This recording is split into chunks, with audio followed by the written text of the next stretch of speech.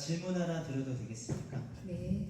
선생님께서 만일 오늘이라도 이 세상을 떠나신다면 천국에 들어간다는 것을 확신하고 계십니까? 잘 모르겠는데요. 네, 그러시군요. 저도 처음에는 잘 몰랐습니다. 그런데 성경을 통하여 그 사실을 알게 되었습니다. 성경은 내가 너희에게 이것을 쓰는 것은 너희로 하여금 너희에게 영생이 있음을 알게 하려 함이라 라고 말씀하십니다. 성경이 기록된 목적이 바로 우리에게 영생이 있음을 알려줘 확신을 갖도록 하기 위함이죠. 어떠세요? 집사님은 만일 오늘이라도 이 세상을 떠나신다면 저처럼 천국에 들어간다는 확신 있으세요? 저는 확신 있습니다. 집사님도 확신 있으세요? 네, 확신 있습니다. 저희는 이렇게 영생의 확신을 가지고 기쁘게 살고 있습니다. 선생님, 제가 어떻게 영생을 얻게 되었는지, 선생님께서도 어떻게 하면 영생을 얻어 천국에 들어간다는 것을 확신할 수 있는지 말씀드려도 되겠습니까? 네, 말씀해 주십시오. 선생님, 그 말씀을 드리기 전에 질문 하나만 더 드리겠습니다. 선생님은 어떻게 하면 영생을 얻어 천국에 들어갈 수 있다고 생각하십니까? 세상에 살면서 나쁜 일을 안 하고 그냥 선한 일을 하면 천국에 들어갈 수 있지 않을까요? 그러니까 선생님 말씀은 선한 행위 때문이라는 말씀이신 거죠? 네. 제가 선생님의 대답을 바로 이해했나요? 네. 선생님의 대답을 듣고 보니 선생님께 가장 기쁜 소식을 전해드릴 수 있겠군요. 그 기쁜 소식은 영생은 값없이 주시는 하나님의 선물입니다. 그러므로 영생은 돈이나 공로나 자격으로 얻는 것이 아닙니다. 성경은 너희는 그 은혜에 의하여 구원을 받았으니 이것은 너희에게서 난 것이 아니요 하나님의 선물이라. 행위에서 난 것이 아니니 이는 누구든지 자랑하지 못하게 함이라 라고 말씀하십니다. 사실 우리가 살면서 생명과 관계되는 가장 중요한 것은 다 선물로 받았어요. 예를 들면 밝은 햇빛, 공기, 물 등은 값없이 다 선물로 거저 받았습니다. 이와 같이 영생도 하나님이 우리에게 값없이 선물로 주신다는 것입니다. 그렇다면 하나님은 영생을 왜 선물로 주셔야만 할까요? 이것은 성경이 인간에 관하여 하신 말씀을 잘 이해할 때 좀 더 분명히 알 수 있습니다. 인간은 죄인입니다. 그러므로 죄인은 자신을 구원할 수 없습니다. 성경은 모든 사람이 죄를 범하였음에 하나님의 영광에 이르지 못하더니 라고 말씀하십니다. 성경에서는 죄를 이렇게 정의하고 있습니다. 첫째, 강도나 살인, 도적질이나 간음처럼 하지 말아야 할 것을 하는 것이 죄이고, 둘째, 부모 공경이나 이웃 사랑처럼 해야 하는 것을 하지 않는 것도 역시 죄이며, 셋째, 교만, 정욕, 미움, 탐심, 시기, 질투, 거짓말처럼 나쁜 마음이나 나쁜 생각을 하는 것도 죄입니다. 그러나 무엇보다도 하나님을 하나님으로 믿지 않는 것이 가장 큰 죄입니다. 이런 기준으로 볼 때 선생님은 하루에 몇 번 정도 죄를 짓는다고 생각하세요? 셀 수 없을 정도로 짓고 있는 것 같은데요.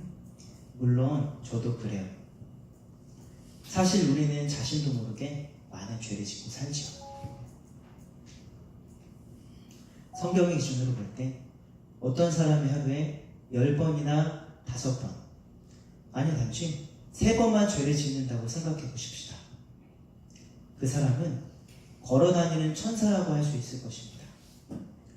그러나 그런 천사와 같은 자라도 하루 3번이면 1년이면 1000번 이상, 90평생을 산다면 9만 번 이상의 죄를 짓게 되는 셈이죠. 그래서 세상에서 자신이 죄인이 아니라고 주장할 수 있는 사람은 단 한 사람도 없습니다. 그렇다면 이런 죄인이 어떻게 영생을 선물로 받을 수 있을까요?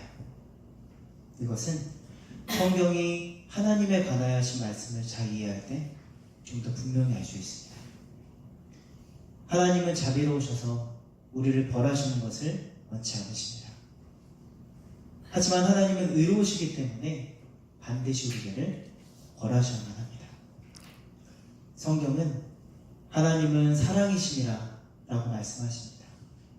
하지만 벌을 면제하지는 아니하고 보응하리라 라고 말씀하십니다. 전쟁 중인 러시아 제국에서 부족한 식량을 훔치는 사건이 종종 발생했습니다. 화가 난 지휘관 가르샤 장군은 누구든지 식량을 훔치다 잡힌 사람에게는 끔찍한 채찍질을 가하겠다고 선포했습니다. 그런데 도둑을 잡고 보니 다른 사람이 아닌 그의 어머니였습니다. 장군은 원칙대로 사랑하는 어머니에게 채찍을 가하자니 늙으신 어머님이 돌아가신 것 같고, 원칙을 무시하고 그냥 넘어가자니 부하들에게 군기가 서지 않을 것 같았습니다. 결국 지휘관이 만든 원칙에 따라 처벌해야 하는 날, 그는 어머니 앞에서 겉옷을 벗었습니다. 그리고 부하들에게 명했습니다. 어머니 대신 나에게 채찍을 가하라. 그는 어머니 대신 채찍에 맞음으로써 어머니를 향한 사랑을 실천했을 뿐만 아니라 동시에 죄인을 처벌하는 공의도 실천하게 된 것입니다. 이처럼 자비로우시고 의로우신 하나님은 우리의 죄의 문제를 예수 그리스도 안에서 단번에 해결하셨습니다. 예수 그리스도는 참 하나님이신 동시에 참 인간이십니다. 예수 그리스도는 우리에게 영생을 주시기 위하여 십자가에서 죽으심으로 우리의 죄값을 대신 치르시고 부활하셨습니다. 이 책이 제가 태어나서 지금까지 지은 모든 죄와 모든 생각, 모든 말, 모든 행위가 낱낱이 기록되어 있는 책이라고 생각해 보십시다. 성경은 어느 날 이 책이 하나님 앞에 펼쳐지고 제가 행한 대로 심판을 받게 될 것이라고 말씀하십니다. 그런데 이 책에 기록된 저의 죄가 문제입니다. 하나님은 저를 사랑하시기 때문에 저를 벌하실 수도 없고, 또한 하나님은 의로우시기 때문에 저의 죄는 반드시 벌하셔야만 합니다. 이 문제를 해결하기 위하여 하나님은 그의 사랑하시는 아들 예수 그리스도를 이 세상에 보내셨습니다. 성경은 우리는 다 양 같아서 그릇 행하여 각기 제 길로 갔거늘 여호와께서는 우리 모두의 죄악을 그에게, 예수 그리스도에게 담당시키셨도다 라고 말씀하십니다. 하나님이 미워하시는 우리의 모든 죄가 그의 사랑하시는 아들 예수 그리스도께로 옮겨졌습니다. 예수 그리스도는 그 자신의 몸으로 우리의 모든 죄값을 치르시기 위하여 친히 십자가에 달려 돌아가셨습니다. 십자가 위에서 우리의 죄값이 다 치러졌을 때 예수 그리스도께서는 다 이루었다 라고 말씀하셨습니다. 범죄한 우리의 모든 죄값을 예수 그리스도께서 대신 갚아주신 것입니다. 예수 그리스도는 우리의 모든 죄값을 치르신 후 사흘 만에 부활하셔서 우리에게 영생을 선물로 주시기 위하여 승천하셨습니다. 지금 예수님은 영생을 선물로 주시고자 하십니다. 그렇다면 우리가 이 영생의 선물을 어떻게 받을 수 있을까요? 이 영생의 선물은 오직 예수 그리스도를 믿음으로 받습니다. 그러나 중요한 사실은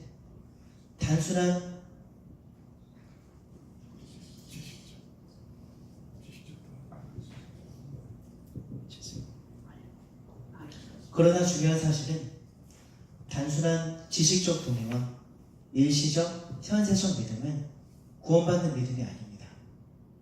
구원받는 참 믿음은 우리의 구원을 위해서 오직 예수 그리스도만을 신뢰하는 것입니다. 성경은 주 예수를 믿으라. 그리하면 너와 내 집이 구원을 받으리라 라고 말씀하십니다.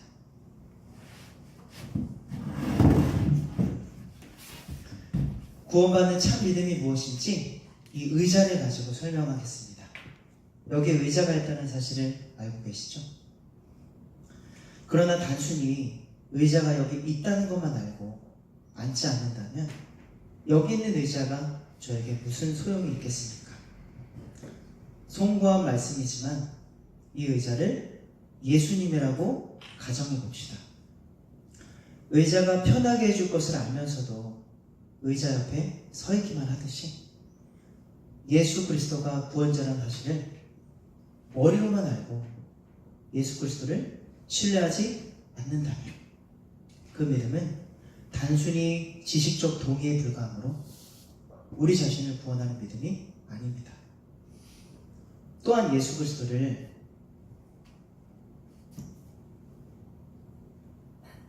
건강 문제, 재정 문제, 자녀 문제 등 일시적이고 현실적인 문제들만 해결할 분으로 알고 각종 문제들은 예수 그리스도께 부탁드리면서도 자신은 여전히 예수 그리스도를 신뢰하지 않는다면 그 믿음은 일시적, 현세적 문제만을 해결하려는 믿음으로 우리 자신을 구원하는 믿음이 아닙니다.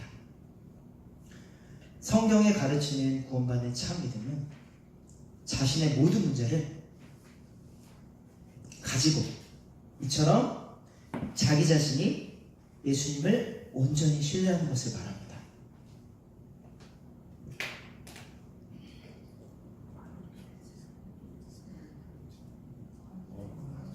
어느 날 저는 제 삶의 모든 문제를 아는 채로 저 자신을 예수 그리스도께로 맡겼습니다. 비로소 저는 영생을 선물로 받게 되었습니다. 얼마나 평안하고 기뻤는지 몰라요. 선생님, 앞에서 선생님은 영생을 얻어 천국에 들어가는 이유가 선한 행위라고 말씀하셨죠? 네. 그렇다면 선생님은 영생을 얻어 천국에 들어가려고 결국 누구를 신뢰하고 계셨던 것일까요? 저 자신을 의지하고 있었던 것 같아요. 선생님께서 영생을 선물로 얻고 천국에 들어가려면 자신의 신뢰의 대상을 오직 예수 그리스도께로 옮기셔야만 합니다.